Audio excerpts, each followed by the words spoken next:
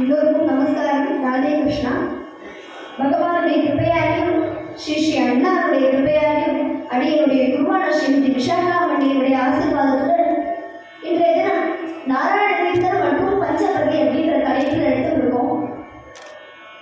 முதல்ல பாடினோமே மிருகேதராதா மாதவம். இது நாராயண தீர்த்தருடைய கிருஷ்ணலீலா தரங்கிணியிலேருந்து இருக்கிற ஒரு பாடல். அவர் நமக்கு கிருஷ்ணலீலா தரங்களை கொட்டி கொடுத்துருக்கார். நாம சங்கீதத்தை தான் மட்டும் அனுபவிக்காம நமக்கும் எல்லாருக்கும் கொடுத்துருக்கார். அப்படி இவருடைய வாழ்நாளில் நடந்த சில பகவத் அனுபவங்களையும் மற்ற மகான்களுடைய வாழ்நாளில் நடந்த சில பகவத் அனுபவங்களையும் அனுபவிக்கலாம். நாராயண தீர்த்தர் மங்களகிரி அல்லது சோபனகிரி அப்படின்னு சொல்ற இடத்துல அவதாரம் பண்றார். இந்த ஊர் ஆந்திர பிரதேஷ்ல இருக்கு. மங்களத்தை உண்டாக்கக்கூடிய மலை, அதனால தமிழ்ல மங்கள மலையின் பெயர். சோபனத்தை உண்டாக்கக்கூடிய கிரி, அதனால சமஸ்கிருதத்துல சோபனகிரி என்ற பெயர் இருக்கு. இந்த மங்களகிரியில பாடக நரசிம்மர் அப்படின்னு ஒரு நரசிம்மர் உண்டாம். நம்ம எல்லாருக்கும் பாடகம்னா ரொம்ப பிடிக்கும் இல்லையா? நம்ம நைவேத்தியமே நரசிம்மருக்கு பாடகத்தை தான் பண்ணுவோம். இதுல என்ன விஷயம்னா, நம்ம பாடகத்தை நரசிம்மருக்கு நைவேத்தியத்துக்கு கொடுத்தோம்னா பாதி காசு ஸ்வீகரிச்சுட்டு மீதி பாதியை நமக்கு பிரசாதமா கொடுத்துருவாராம். அப்பேற்பட்ட பாடக நரசிம்மர் இருக்கிற கஷேத்திரத்துல நாராயண தீர்த்தர் அவதாரம் பண்றார். அவர் நாடுமேனியம் பொழுது வண்ணமா வளர்ந்து கொண்டே வரார். அவருடைய பூர்வாசிரம பெயர் கோவிந்த சாஸ்திரிகள். சன்னியாசம் வாங்கினதுக்கு அப்புறம் தான் அவருக்கு நாராயண தீர்த்தர் அப்படின்ற பெயர் வந்தது. அவருக்கு கர்நாடக சங்கீதம் தெரியும், பரதநாட்டியம் தெரியும், சர்வ சாஸ்திரங்களும் தெரியும், ஸ்ரீமத் பாகவதம் தெரியும். இது போல எல்லாத்துலேயும் வெல்வெஸ்டா இருந்தார் நாராயண தீர்த்தர் கோவிந்த சாஸ்திரிகள். ஒரு நாள் அவர் என்ன பண்றாருன்னா, கோதாவரி நதி கரையோரமா நடந்து போய்கொண்டே இருக்கார், நடந்துட்டே இருக்கார். அப்போ அவர் என்ன யோசிக்கிறாருன்னா, இக்கரையிலேருந்து அக்கறைக்கு போகணும். அந்த கோதாவரி நதியை தாண்டி இக்கரையிலேருந்து அக்கறைக்கு போகணும். அப்ப என்ன ஆயிடுதுன்னா, இவர் கரெக்டா கரையோரமா வரும்பொழுதுதான் பெரிய வெள்ளம் வந்து விடுது. நாராயண தீர்த்தர் நினைச்சாரு, இந்த வெள்ளத்தை நம்ம சிக்கிட்டுவோம் அப்படின்னு நினைச்சிட்டு, சரி எப்படியாவது நீந்தியாவது அக்கறைக்கு போயிடலாம் அப்படின்னு யோசிக்கிறார். ஆனா அவரால் நீந்த முடியாது பொழுது, ஏன்னா வெள்ளம் பெருசா வருது. இப்போ நான் 20 நாளைக்கு முன்னாடி சென்னையில் அது மாதிரி அங்கேயும் பெரிய வெள்ளமா வந்துருச்சு. இவருக்கு என்ன பண்றதுன்னு தெரியல. உடனே அவர் என்ன பண்றாருன்னா, நம்ம பிறந்ததுக்கான பர்பஸையே நம்ம ஃபுல்ஃபில் பண்ணாமலே போயிட போறோமா அப்படின்னு நினைச்சிட்டு ஆபத்சன்யாசம் வாங்கிட்டாரு. எப்படி ஆதிசங்கருக்கு அது முதல்ல காலம் பிடிக்க போகுது, அப்போ அவர் எப்படி ஆபத்சன்யாசம் வாங்கிட்டாரோ, கஷ்டத்திலேருந்து ஆபத்திலேருந்து சன்னியாசம் வாங்கிக்கிறது, அது போல இவரும் ஆபத்சன்யாசம் வாங்கிட்டார். அந்த கோதாவரி ஜலத்தை இப்படி எடுத்து தலையில இப்படி புரோக்ஷனம் பண்ணிட்டு சொல்றார், நான் காமினி, காஞ்சனம், கீர்த்தி, பொன்னாசை, பெண்ணாசை, புகழாசை எல்லா ஆசைகளையும் விடுறேன் அப்படின்னு சொல்லிட்டு ஆபத்சன்யாசம் வாங்கிட்டார். அவர் கல்யாணம்லாம் ஆயிடுறதுனால அவருடைய மனைவி அங்க வெயிட் பண்ணிட்டு இருப்பா. எதுவுமே சொல்லாம அவரும் ஆபத்சன்யாசம் வாங்கிட்டார். அப்ப நினைச்சுக்கிறார், சரி நம்ம ஆத்துல ஒரு வாட்டி சொல்லிட்டு போயிடலாம். உடனே அவர் நடந்து ஆத்து போறார். அவர் பார்த்தாலே என்ன ட்ரெஸ்ஸை போட்டுட்டு இருந்தாலும் அதே ட்ரெஸ்ஸோட தான் வரார். ஆனா இவர் இப்படி ரோடு வழியா வரும்பொழுது அவருடைய மனைவிக்கு இவர் காவி வஸ்திரத்தை கட்டிட்டு இருக்கிற மாதிரி, திருநங்கத்தை வச்சுக்கிற மாதிரி இப்படிலாம் காட்சி தெரியலாம். உடனே ஓரளவு அவருடைய மனைவி, நீங்க ஏன் சன்னியாசம் வாங்கிட்டீங்க அப்படின்னு அழகாளா? கிடையாதா? நீங்களும் சன்னியாசம் வாங்கிட்டேன், ஆபத் சன்னியாசம் வாங்கிட்டேன்னா எதுக்கு திருப்பி மறுபடியும் ஆசை வந்தேன்? ஏன்னா சன்னியாசம் எடுத்தா பூர்வ ஜென்மத்துல இருக்கிற எந்த ஒரு பந்தமுமே இருக்கக்கூடாது. இவர் ஆபத் சன்னியாசம் வாங்கிட்டோன்னே அந்த வெள்ளமே அப்படின்னு இப்படி நிதானிச்சு கொடுத்துருக்காங்க. நிறைய வெள்ளம் அப்படி ஸ்லோவா இப்படி சசைட் ஆயிடுச்சு. ஏன்னா அடுத்த ஜென்மம் கணக்காயிடுது. இவர் இப்படி அவருடைய மனைவி சொன்ன உடனே அவருக்கு ரொம்ப ஆச்சரியமா போயிடுது. எல்லாமே கிருஷ்ணனுடைய சங்கல்பம் தான் அப்படின்னு நினைச்சிட்டு அவர் சிவராம தீர்த்தர் அப்படின்ற சன்னியாசி கிட்ட சன்னியாசம் வாங்கிக்கிறார். அவர் எப்பொழுதும் அந்த கோவிந்த நாமத்தையே ஜபித்து கொண்டு கிருஷ்ண பக்தியிலேயே ஈடுபட்டு வேற எந்த சிந்தனையுமே இல்லாம கிருஷ்ண பக்தியிலே கிருஷ்ணா கிருஷ்ணா அவருடைய நாமத்தையே சொல்லிட்டு இருப்பார். அப்போ ஒரு நாள் இவர் என்ன பண்றாருன்னா, காலகாலத்தால 4 மணிக்கு விடிய காலத்தால துவாதசாட்சரி மந்திரத்தை ஜபித்துக் கொண்டே இருக்கார். அப்ப என்ன ஆகுதுன்னா, ஒரு குழந்தை அப்படி ஜல் ஜல் ஜல் ஜல் ஓடி வந்து அந்த செலவு சத்தம் கேட்கறது, ஜல் ஜல் ஜல் ஜல் ஓடி வர சத்தம் கேட்கறது. அந்த குழந்தை என்ன பண்றதுன்னா,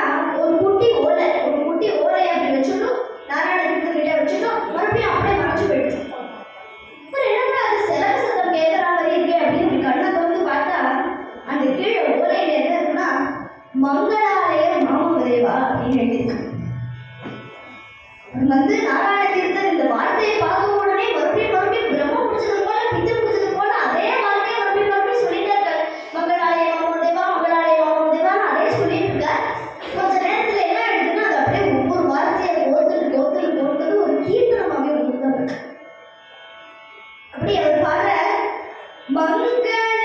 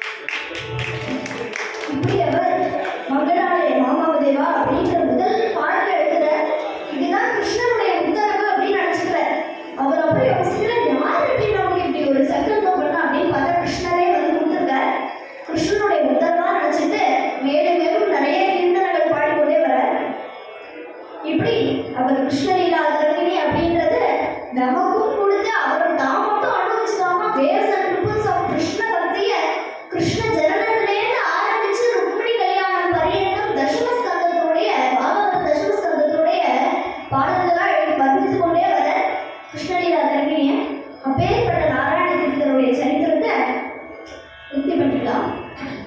கோபிகா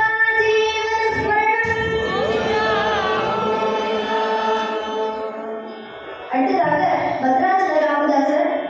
இவர் எப்படி கிருஷ்ண பக்தியோடயே இருந்தாரோ அது போல பத்ராச்சல ராமதாசர் நாம பக்தியோடயே இருக்கார். ஸ்ரீ பத்ராச்சலம்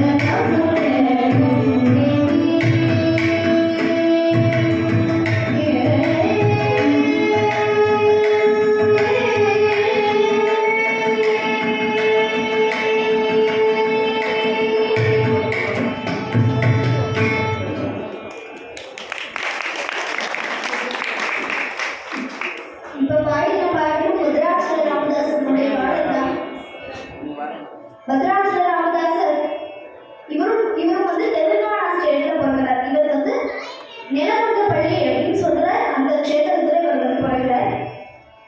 அங்க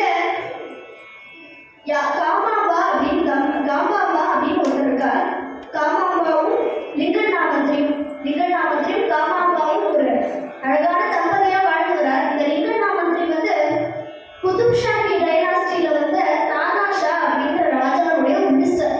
அவருடைய பேர்லயே இருக்கு லிங்கம் தான் மந்திரி. அவர் மந்திரியா இருப்பாரு. இவா ரெண்டு பேருக்கும் பிறந்த குழந்தை பத்ராச்சல ராமதாசர். இவா வந்து பத்ராச்சல ராமதாசன்றது அவருக்கு ஏன் பேர் வந்ததுன்னா, இவர் வந்து நிலவந்த படையில இருந்தாலும் அவருடைய மனசுல தான் பத்ராச்சல ராமதாசர். பத்ராச்சல ராமனுடைய திருவடியில இவ அம்மா அப்பா எனக்கு வச்ச பேர் வந்து கோப்பண்ணா. கோப்பண்ணகாவு அப்படின்னு பேர் வைக்கிறா. கோப்பண்ணா அப்படின்னு கூப்பிடுறா. லிங்கண்ணா மந்திரியும் காமாவும் கூடிய சீக்கிரத்திலே காலமாயிட்டா. அவ ரெண்டு பேரும் வந்து கிருஷ்ணனுடைய திருவடி அடைஞ்சுடா. இவர் வந்து இந்த கோப்பண்ணாவும் நானும் வேலி பொழுதுபடமா வளர்ந்துடுற. அவர் அம்மா அப்பா இல்லையே அப்படின்னு கவலைப்படலையா. ராமரே அப்பாவா நினைச்சிட்டு சீதமாவே அம்மாவா நினைச்சிட்டு அவர் வாழ்ந்து கொண்டே இருக்கார். அவருக்கு சின்ன வயசுலே சுந்தரிபாய் அப்படின்ற ஒரு பெண்ணோட கல்யாணம் ஆகுது.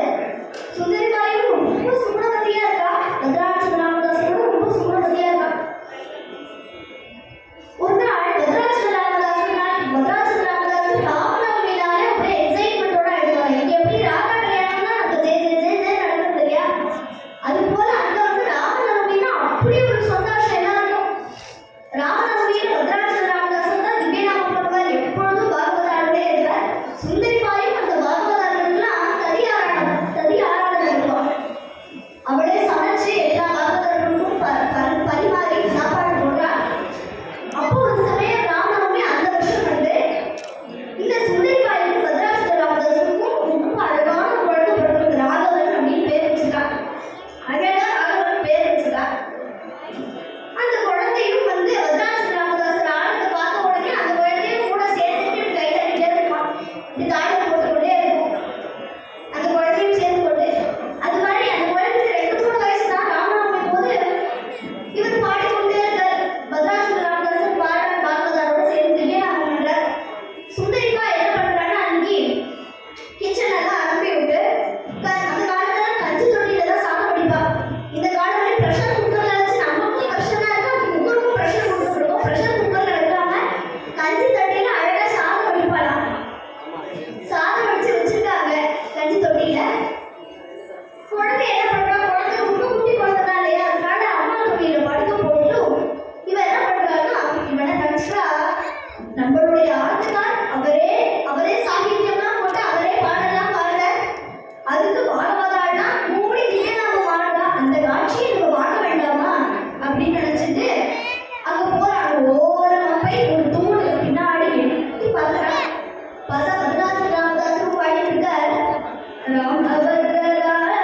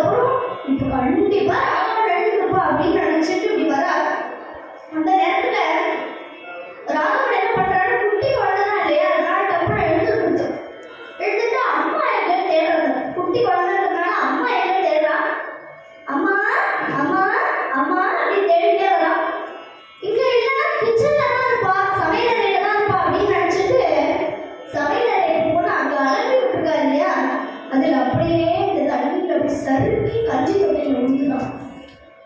குழந்தை போயிடுச்சு. கஞ்சி தொட்டியில் அது பாட்டு மிதந்துட்டு இருக்கு. இவளுக்கு ஒண்ணுமே புரியல. அந்த சுந்தரி பாய் எங்கேயாவது வந்து பாக்குறா. குழந்தையை காணுமே, எங்கதான் அம்மா துணியில படுத்து போட்டு போனோம், இங்க அந்த குழந்தையை காணும் அப்படின்னு நினைச்சிட்டு சமையல் அறைக்கு வந்து பார்த்தா கஞ்சி தொட்டியில ராவணன் மிதந்துட்டு இருக்கான். போது ஒரு அம்மாவுக்கு எப்படி இருந்திருக்கோங்க, வீட்டு கத்தனம் போல இருந்தது. ஆனா கத்த முடியாது, ஏன்னா அங்க ராமநவமி நடந்துருக்கு. வருஷத்துக்கு ஒரு தடவை தான் ராமநவமி நடக்குது. அங்க எல்லாரும் கூடி சேர்ந்து கொண்டாட்டமா பாடிட்டு இருக்கா. அதை நம்ம தடுக்க வேண்டாம். அதனால இந்த சாமி எப்படி இருக்க முடியும்? அப்படி வந்துடுறாங்க. ஒரு குழந்தை பேருக்குன்னா எல்லாரும் அம்மா அழகான செய்யலாம். அப்படி இருக்கலாம். இப்படி கவனமா உட்கார்ந்துட்டு இருக்கா. பத்ராஜன் ஏறி முடிச்சுட்டு வர கேட்ட, சுந்தரி சுந்தரி ராவணன் எங்கம்மா? 10 நாள் ராமநவமி உற்சவம். அவன் கொஞ்சம் கையால தாயம் போட்டு இருப்பானே, எங்க அவனை காணோம்? தூங்கிட்டானா அப்படின்னு உங்களுக்கு என்ன சொல்றதுன்னு தெரியல.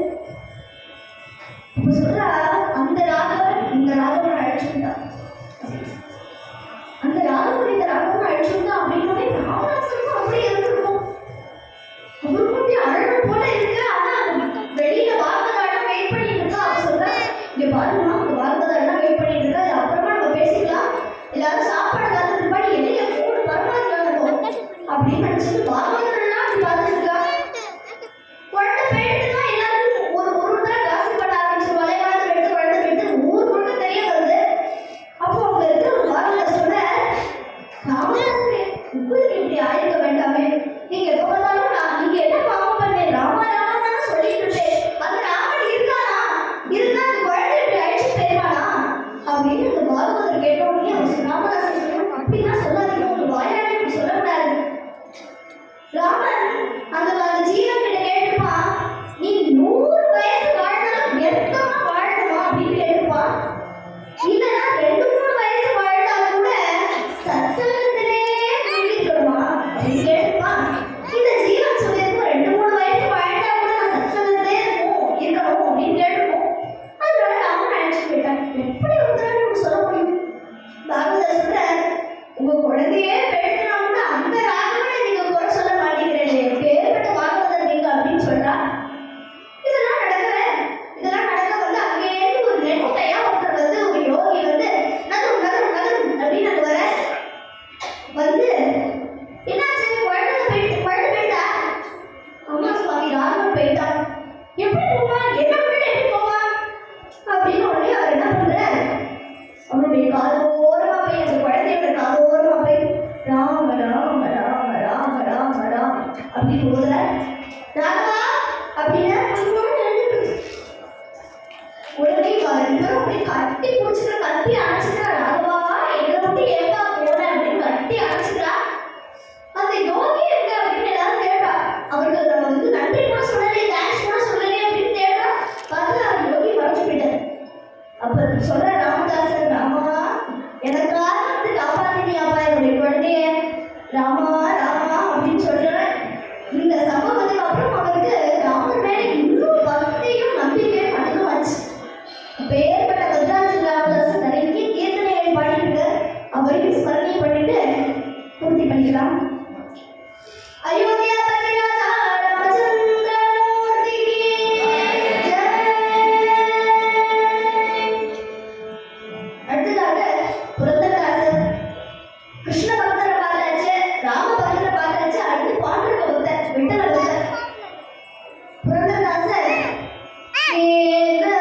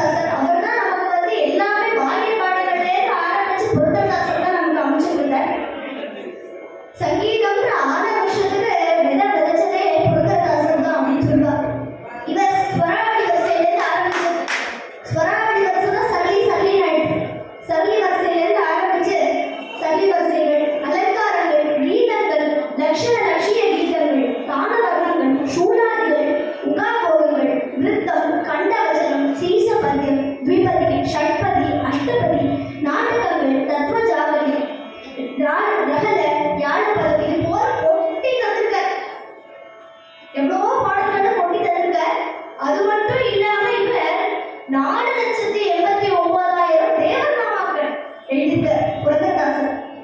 அவர் வாசுதேவன நாமாவளி அப்படின்ற கீர்த்தனத்தில் அவரே சொல்லியிருக்கார், நான் 4,89,000 கீர்த்தனைகள் பாடியிருக்கேன். எதுக்கு? தர்மத்துக்காகவா? தன்னை பீடிக்கிறதுக்காகவா? பத்தியா 4,00,000 கீர்த்தனை பாடியிருக்கேன், யாராவது இப்படி பாட முடியுமா அப்படின்னு சொல்றதுக்காக இல்லையா? 4,89,000 கீர்த்தனைகள் தானே நான் எழுதியிருக்கேன். நான் என்ன பாடல் நிறைவேறியா இருந்தேன் முதல்ல என்பதே எனக்கு தெரியாதா? இவ்வளவு கீர்த்தனைகள் நான் பாடிருக்கேன்னா அது எல்லாமே என்னுடைய குரு கிருபை அப்படின்னு சொல்லியிருக்காரு இந்த பாடல்ல. புரந்தரதாசர் ஹம்பி, பெல்லாரியோட ஜில்லால ஹம்பின்னு ஒரு நகரத்துல புரந்தரகட் அப்படின்ற வில்லேஜ், புரந்தரகட்ன்ற ஒரு ஊர்ல இவர் வந்து பிறக்கிறார். அவருக்கு வந்து வரதப்ப நாயகர் கமலாம்பா அப்படின்னு தம்பதி இருந்தா. அவளுக்கு பொறுத்த குழந்தைதான் புரந்தரதாசர். புரந்தரதாசருக்கு வந்து புரந்தரதாசர் பிறக்கிறதுக்கு முன்னாடி குழந்தை பாக்கியமே இல்லை வரதப்ப நாயகருக்கும் கமலாம்பாவுக்கும். அதனால அவள் ஸ்ரீனிவாச வெங்கடரமண பிரார்த்தனை பண்ணிக்கிறா. அப்போ அவளுக்கு குழந்தை பிறந்ததுனால, அதுக்கப்புறம் அவள் குழந்தை பிறந்ததுனால குழந்தைக்கே ஸ்ரீனிவாசனுடைய பேரே வச்சிருக்கா. சீனப்ப நாயகர் அப்படின்னு பேர் இருக்கா. சீனப்ப நாயகர் அப்படின்னு கூப்பிடுறா. சீனப்ப நாயகரும் நாடகமேனி பொழுது மண்டலமா வளர்ந்து கொண்டே வர. அது சங்கீத ஞானம், சாஸ்திர ஞானம் உண்டு.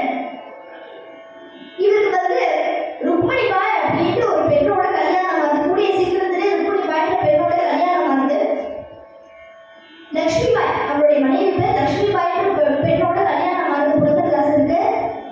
லட்சுமிபாய் பேருக்கு ஏற்றவனா இருக்கானோ, சுகுணவதியா, லட்சுமினா சுகுணவதியா இருக்கணும் இல்லையா, அது போல பேருக்கு ஏற்றவனா இருக்கா. இப்ப எல்லாரும் பேரை வச்சுக்கிறா, ஆனா அவன் பேருக்கும் வாழ்நாளுக்கு சம்மந்தமே இல்லை. ரொம்ப ஏழை, ரொம்ப தரித்திரன், பேர் என்னன்னு கேட்டா தனபால் அப்படின்னு வச்சுருப்பான். என்ன தனம் இருக்கு அப்படின்னு பாதிக்கிறதுக்கு அப்படின்னு தானே தனபால் வச்சிருக்கோம். ரொம்ப ஏழை ஆனா தனபால் வச்சிருப்பா.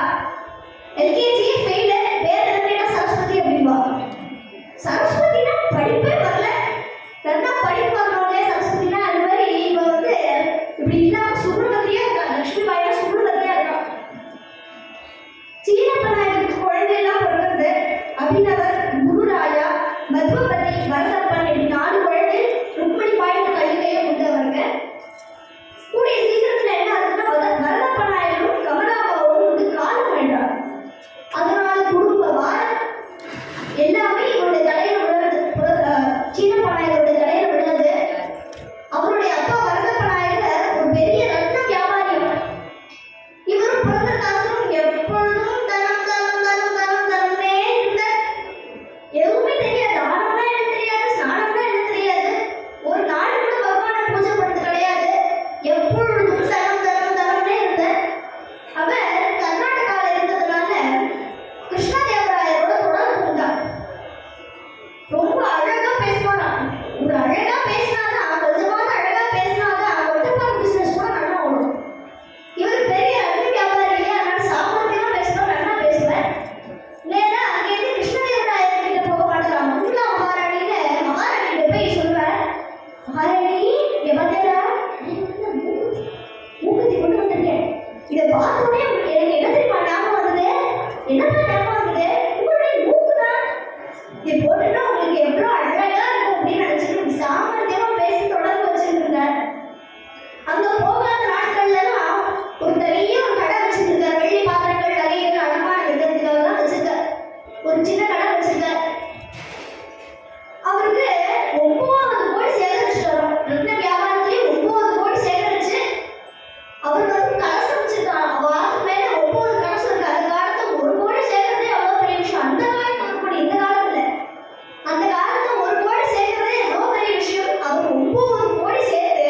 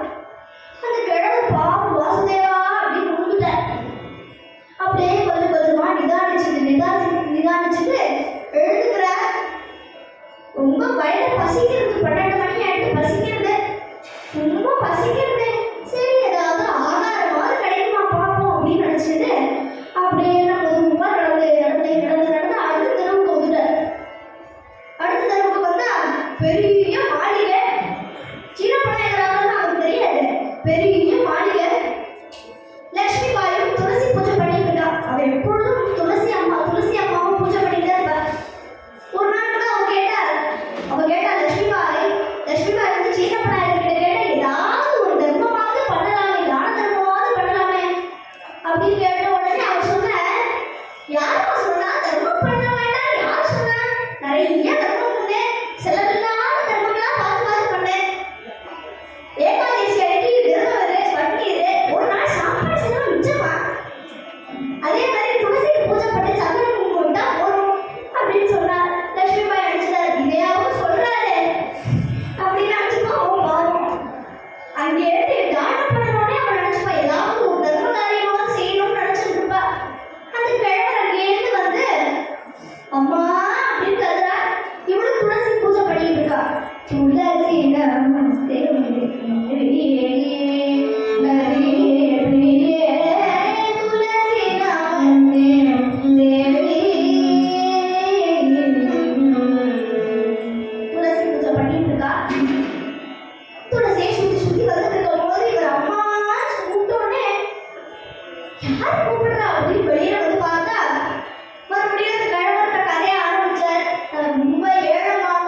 என் பையனுக்கு பூனை வச்சிருக்கேன், பொண்ணுக்கு கல்யாணம் வச்சிருக்கேன், உன் வாழ கையால ஏதாவது கொடுமா அப்படின்னு அவர் ரொம்ப சந்தோஷமா எடுத்த லட்சுமி பாய்க்கு இப்போதெல்லாம் பிரார்த்தனை பண்ணிட்டோம், நல்ல வாய்ப்பு கிடைச்சிருக்கு, இதை விடக்கூடாது, ஆத்துக்காரத்துக்குன்னா திட்டி போட்டோமே, ஏதாவது கொடுத்துக்கலாமே அப்படின்னு யோசிக்கிறா. இங்கேயும் தேடி போட்டு எல்லாத்தையும் பூட்டி வச்சு போறான். சின்ன போறாங்க இவன் எதையாவது அதிக சீக்கிரமா எடுத்து தானம் பண்ணிட போறாளோ அப்படின்னு நினைச்சு பூட்டி வச்சுப்பார். அப்போ வெளியூர்ல மூக்குத்தி ஒண்ணு இருந்தது அவருடைய மூக்குல. தப்புன்னு அதை கவனிச்சு பட்டு கொடுத்துட்டான், மூக்குத்தியை கொடுத்துட்டான். உடனே அவருக்கு ரொம்ப சந்தோஷமா இருந்த கிழமை நேரா ஊரை பார்க்க போக மாட்டாரோ, ஊரை பார்க்கறதுக்காக போக மாட்டாரோ, அங்கேயே சீன பநாயகர் கடைக்கு மறுபடியும் வராங்க. நமக்கு வந்தோடனே நான் என்ன நினைச்சுட்டேன், வந்து விட்டாயாம், இப்போதானே விரட்டி அடிச்சோம், அதுக்குள்ளேயே வந்து நிற்கிறாங்க அப்படின்னு நினைச்சேன். உடனே அந்த கழகம் மறுபடியும் முடிச்சா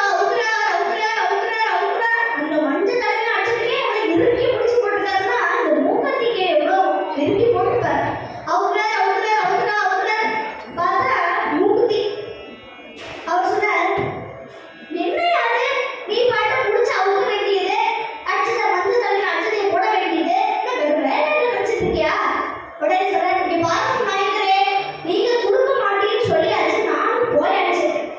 பக்கத்து தெருல பெரிய மாளிகை, அவர் வீட மாதிரி அவள் பெரிய மாளிகை, பெரிய சீமாட்டி எனக்கு கொடுத்தா அப்படின்னு சொல்லி இதை அடமான வச்சு பணத்தை போடும் அப்படின்னு நீட்டுற ஏதோ ஒரு கையில கடிச்சது தெரியாத கர்வமா பேசுறாரு. இதை அடமான வச்சு பணத்தை போடும்.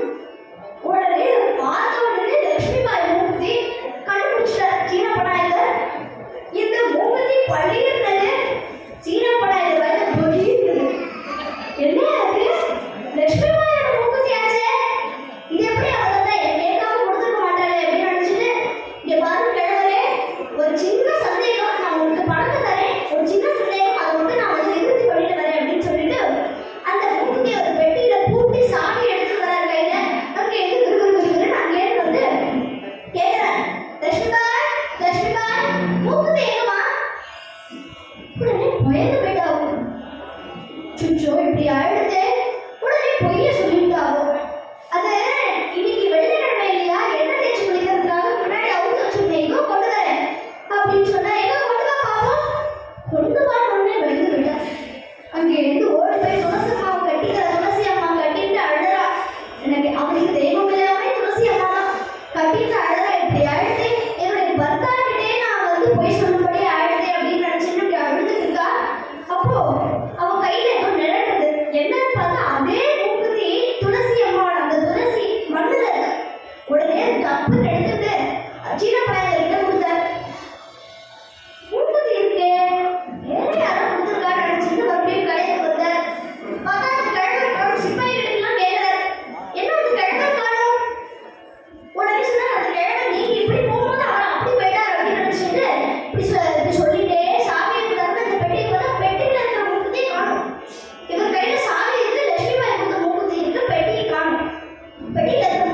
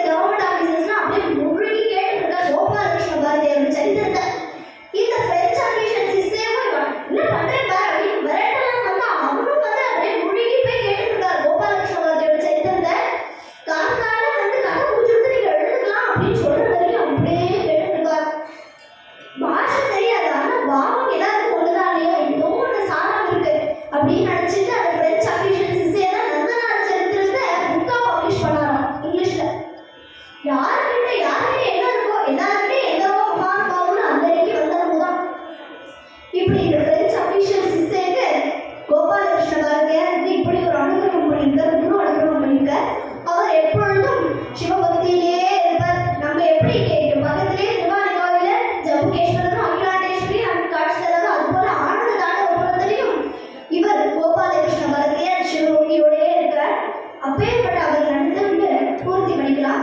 தென்னாடுடைய சிவனே போற்றி, எந்நாட்டவர்க்கும் இறைவா போற்றி. அடுத்தது சதாசிவ பிரம்மேந்திராள். சதாசிவ பிரம்மேந்திராளும் ராமபக்தியிலேயே இருப்பார்.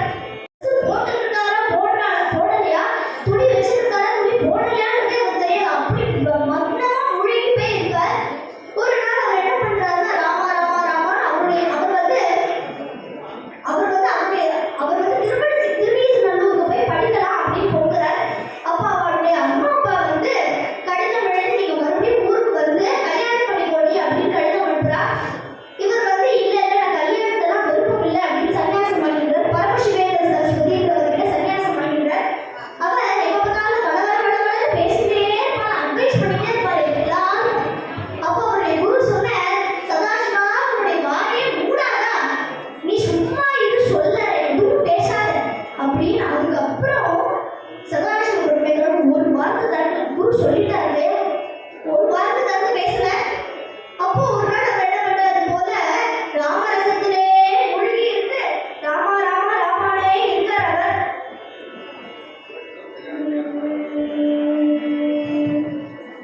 பிபரே ராமரசம் ரசரே, பிபரே ராமரசம். இப்படி ராமரசத்திலேயே மூழ்கிக் கொண்டு ராமா ராமான்னு சொல்லிக்கொண்டே அவர் என்ன பண்றாருன்னா கசாப்பு கடைக்காரர் வெட்டுறார். கசாப்பு கடை இருக்கிற அந்த ஸ்ட்ரீட்ல வெட்டுறார். உடனே அந்த கசாப்பு கடைக்காரர் கத்துறா, ஐயோ இங்க வராதையா, ஏன்னா அவர் துணி போட்டுக்கல அவர். இங்க பெண்கள்லாம் இருக்கா, இங்க வராதே, அடுத்த தெருக்கு போ அப்படின்னு விரட்டி விடுறாரு. எனக்கு உண்மையே காதல் உள்ள அவர் மறுபடியும் சர்வம் பிரம்மமயம் ரே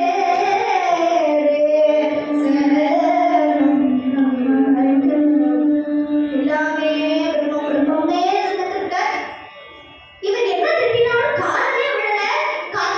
அருவாளால் வெட்டி விடுவேன் அப்படின்னா அப்பயும் காதல விடல. ஒரு ஒரு ஒரு இதுல ஒரு டைம்ல என்ன ஆயிட்டாருன்னா அந்த கசாப்பு கடைக்காரர் ரொம்ப டென்ஷன் ஆகி கையை வெட்டிட்டார். சதாசிவ பிரம்மேந்திரர் கையை வெட்டிட்டார். அவருக்கு அதுவும் தெரியல, அப்படியே ராம ராம ராம ராமானே மௌனமா இருக்கார். அவருக்கு என்னன்னா வெட்டப்பட்ட அவரும் பிரம்மம், வெற்றவனும் பிரம்மம், வெட்டுற கிரியையும் பிரம்மம், வெட்டத்துக்கு அருவாளும் வரைய அதுவும் பிரம்மம், எல்லாமே பிரம்மம் பிரம்மம்ன்ற. உடனே ஓட அலறாராம். யார் அலறான்னா சதாசிவ பிரம்மேந்திரன். அந்த கசாப்பு கடைக்காரர் அலறான், யோ கையை வெட்டிட்டேயா அப்படின்றார். உடனே அவர் கண்ணை திறந்து பார்க்கிறார். எல்லாமே மௌனத்திலே தான் இருக்காரு. என்னாச்சுப்பா, கையை வெட்டிட்டே சுவாமி. ஆமா கை வெட்டிருக்கு. இவர் கை வெட்டிருக்கணும் பண்ணிதான் ரொம்ப சொட்ட சொட்ட இருக்கு, அவருக்கு தெரியவே இல்லை எதுவும். கை வெட்டிட்டே சுவாமி. இல்லையா, நான் என்ன ஒண்ணு கவலைப்படாத, கை சேர்க்கணும் அப்படின்னு நினைச்சுட்டு என்ன பண்ற, இந்த வெட்டின கையை எடுத்தார். இப்படி பண்ண சேர்த்து விட்டு கை. உடனே அந்த கசாப்பு கடைக்காரர் நமஸ்காரம் பண்ணிட்டார். சதாசிவம் இப்பேற்பட்டவரா நீங்க, இப்பேற்பட்ட ஞானியா அப்படின்னு சொல்றார். சதாசிவ பிரம்மேந்திரன் அந்த ராமரசத்தையே கொடுத்து கொண்டு நம்மளும் பறக்கணும் அப்படின்றதுக்காக அந்த ராமரசத்தையே நமக்கு கொடுத்து நல்லபடியே நமக்கு வந்து உடம்புக்கு கெடுதலான போதையை நீ சாப்பிடாத, உடம்புக்கு நல்லதான போதையை நான் வந்துறேன், அதுதான் ராமரசம் அப்படின்னு இவர் சொல்ற. சதாசிவ பிரம்மேந்திரன் அப்படியே ராமபக்தியிலேயே மூழ்கியிருக்கார். ஜானகி காந்த ஸ்மரணம் ஜெய ஜெய ராம ராம.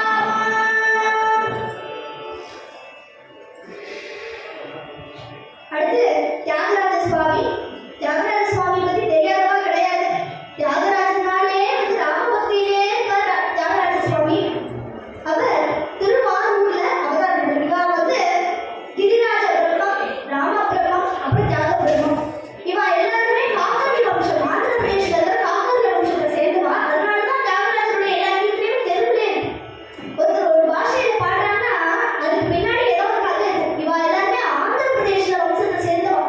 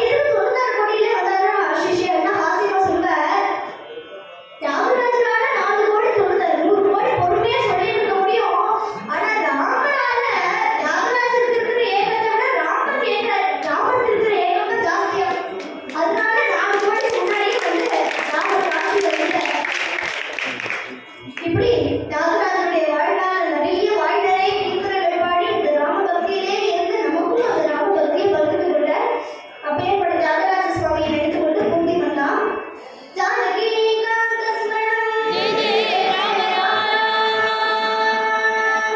இப்பேற்பட்ட சாநித்தியமான கிருஷ்ண சந்நிதியில சொல்ற பாக்கியம் அடியனுக்கு கிடைச்சிருக்கு. இந்த வாய்ப்பு தந்த எல்லா